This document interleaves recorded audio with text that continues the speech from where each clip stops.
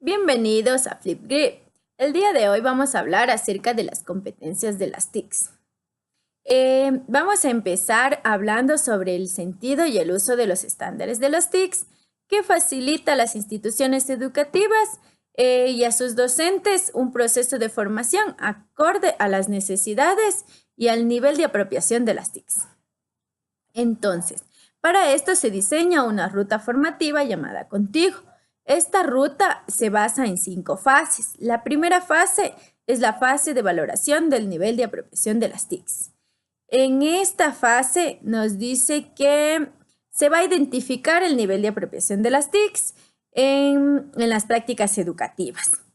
Y nos dice que además estos niveles de apropiación de las TICs dependen, o sea, pueden variar en el tiempo, puede variar dependiendo del desempeño de los colegas, puede variar dependiendo del nivel de las diferentes categorías, puede variar dependiendo de la intencionalidad en el uso de las TICs. En la segunda fase vamos a hablar sobre lo que es la reflexión e instrucción en el uso de las TICs. Y esta fase nos va a permitir ser flexibles y contextualizados, nos va a permitir la reflexión y el compromiso. Y por último, dentro de esta misma fase tenemos lo que es la comunidad de aprendizaje. En esta comunidad vamos a tener personas que están aprendiendo de otros. Por ejemplo, existe un experto y a través de su conocimiento se propone actividades de carácter formativo. Este es el caso de los cursos, de los talleres o de los diplomados. Tenemos el aprendiendo con otros. En el aprendiendo con otros, lo que sucede es que hay un intercambio de ideas para desarrollar las habilidades comunicativas y sociales. Aquí tenemos, por ejemplo, los talleres, los foros, los seminarios. Vamos a tener el aprendiendo juntos, que se basa básicamente en el aprendizaje en red. En este caso, los docentes de diferentes instituciones se interesan en compartir, dialogar y aprender acerca de las TICs. Tenemos la autogestión del aprendizaje, en donde se utilizan estrategias que permitan la construcción del conocimiento. Por ejemplo, los videos tutoriales, los videos educativos.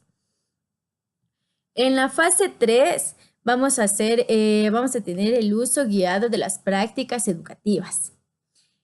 ¿Qué sucede en esta fase? Los docentes van a desarrollar estrategias y prácticas, y estas estrategias y prácticas que están diseñadas van a ser acompañadas y retroalimentadas por asesores, los cuales permiten evidenciar los aspectos a considerar en las prácticas educativas.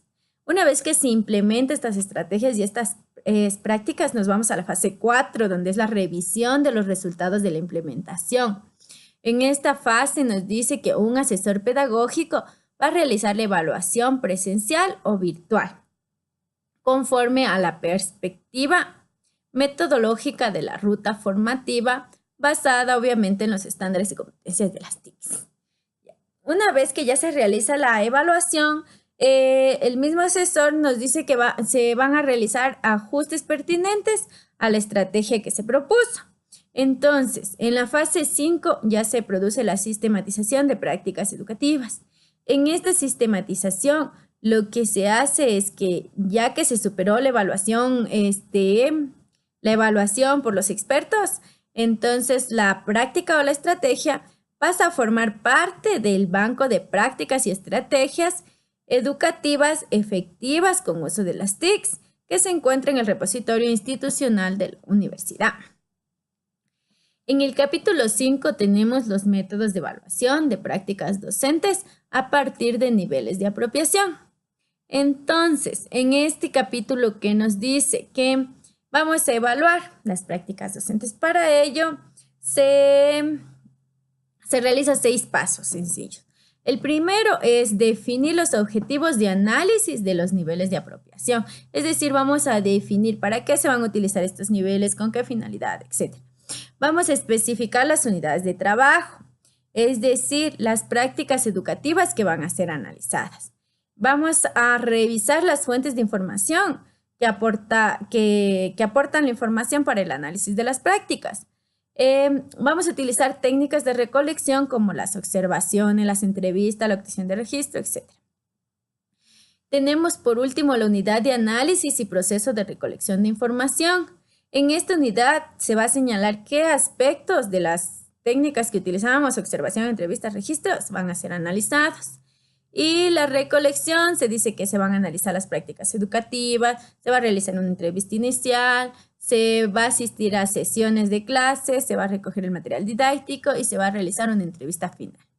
Y por último, en el análisis de datos, nos dice que busca no solamente identificar el nivel de apropiación de las TICs, sino comprender por qué los docentes están utilizando estas estrategias.